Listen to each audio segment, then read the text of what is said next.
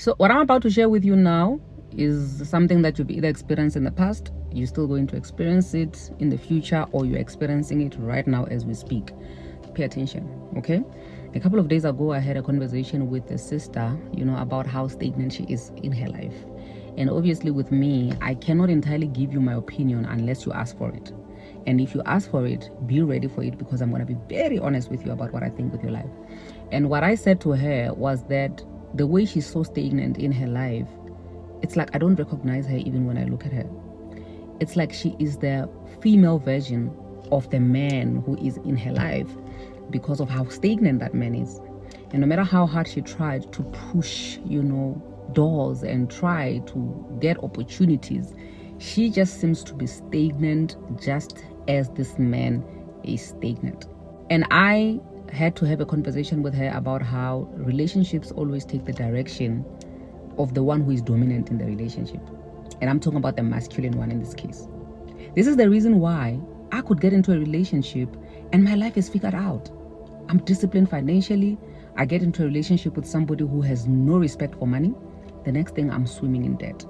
That is simply because the relationship would always take the direction or the shape of the one who is more masculine or the one who is more dominant. Which is why it's important for you as a woman to always be very careful of the people you are going to bring into your life, because remember, your life is going to eventually form into the shape of who that person is. This is the reason why most Bob the Builder relationships never work out for the woman. It's because you get in there and you want to save this person, and in you saving this person, your life ends up taking the direction of the shape of that person.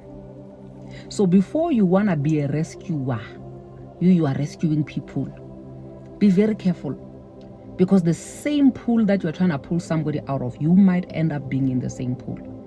This is why even at work, there's a team of employees. Whenever you are the brightest light in the chandelier in the whole business unit, but for the fact that you are reporting under somebody who's an empty head or anything like that, your entire team ends up being a reflection of who the boss is. Do you understand what I'm saying? So when you invite people into your life and you can see clearly that your life is taking the direction of who that person is, you need to reflect. You need to reflect, keep them at arm's length. If you have not gotten in there yet, make sure you don't allow such people in your life, because you will eventually be a female version of who they are.